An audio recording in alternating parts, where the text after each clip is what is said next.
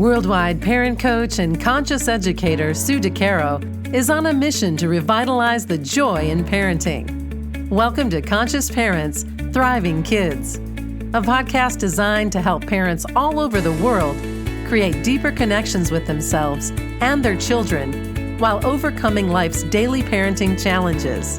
Listen in if you want to bring more laughter, love, and enjoyment to your home life.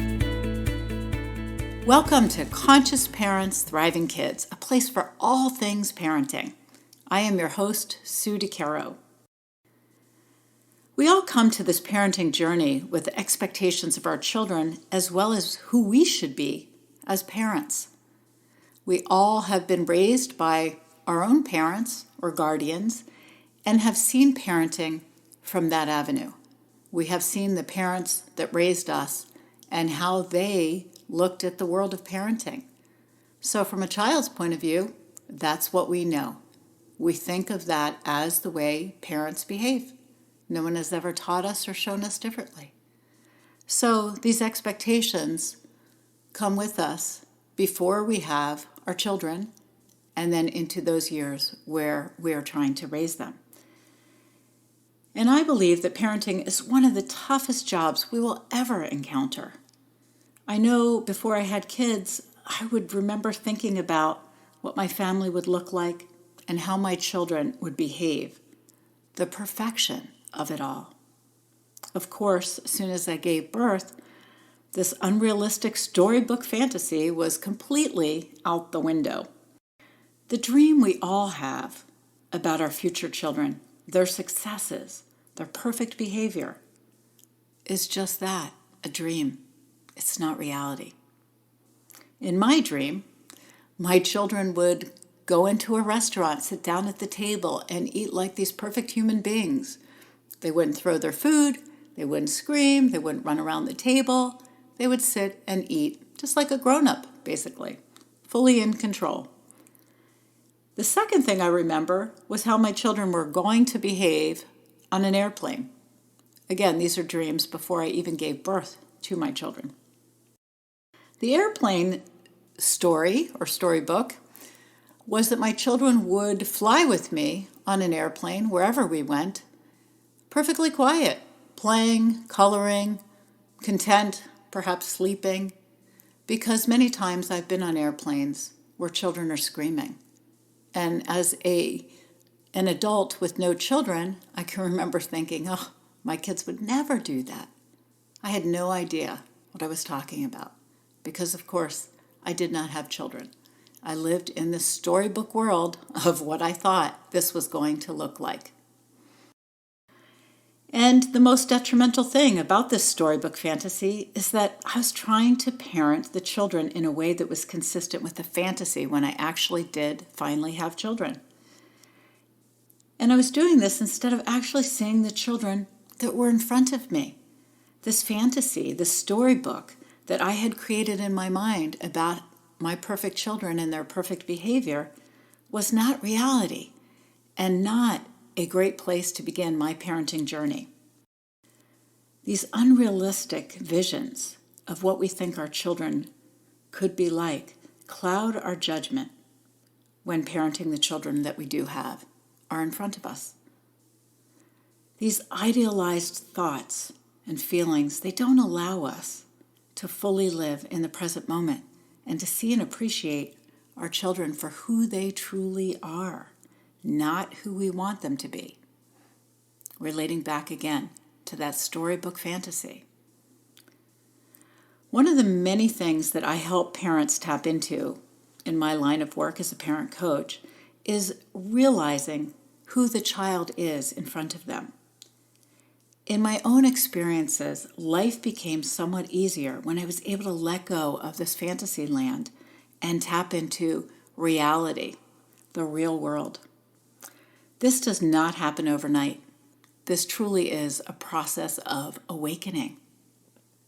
And it is not only awakening to who our children are, it's awakening to our own parenting journey and what we want that to look like.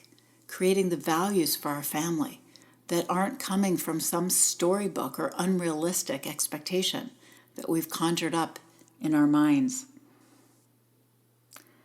So during this wake-up call, we can call it, we're able to actually look at our children and try to understand their sensitivities, their needs, their personality, the things they enjoy, the things they don't enjoy, what makes them tick, and so on and so forth. I was able to work on my own parenting and try to do a better job of meeting their needs because I was actually looking at what their needs truly were, not my own needs.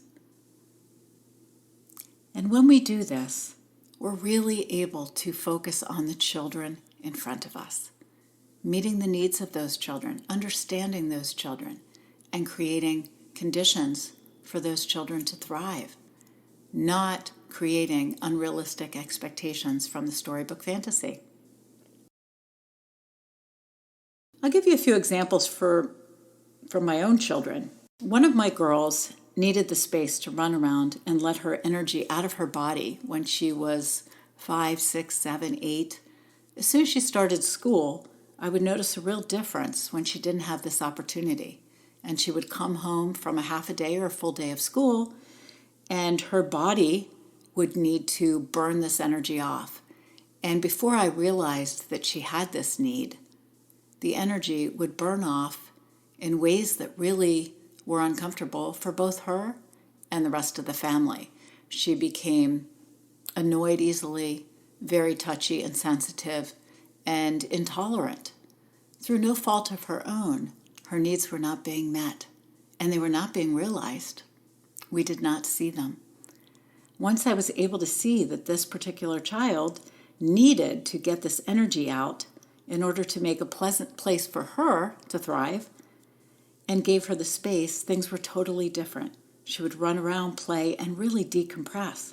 And then she was able to relax and accept whatever it is that was going on next, was tolerant of scheduling, able to do her homework, sitting for dinner, and much more easily able to go to bed.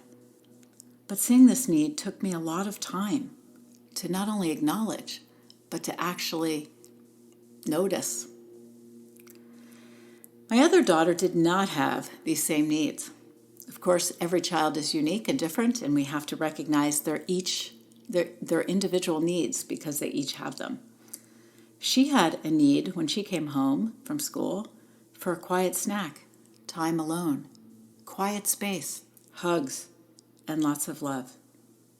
Every child is so different, and when we can see their needs more clearly by observing their behaviors and attitudes, we can truly do a better job of meeting those needs and creating more peace and harmony in our own homes, for our children and for ourselves. We all wish to have our needs met to some degree, right? As I shifted my focus over time, I do remember a grieving process, a process of letting go of what I thought this was going to be like. Again, the storybook fantasy that I created in my mind. We need to acknowledge the dream and how it truly does not support reality. And for me, as I let go, the expectations were different. They felt lighter. I was more focused on the moment, the signs and signals of what my child or children needed, and my own parenting skills, and how they needed to grow and thrive. I wasn't so focused on what I expected the next moment to look like, or the moment after that, or the next day, or 3 days down the road. I was focused on this moment, the only moment I actually had, and how I could come to that moment, support my children, help my children, and see things with clarity, understanding, and compassion. Does this sound familiar in any way? Is this something that you are experiencing now? Thank you so much for tuning in to my podcast today. Remember, every moment is a new moment for conscious connections. Thanks for listening to Conscious Parents, Thriving Kids. If you like what you heard, please subscribe, rate, and review at iTunes or wherever you listen in. And be sure to visit DeCaroParentCoaching.com for a free download of 10 ways to connect with your child.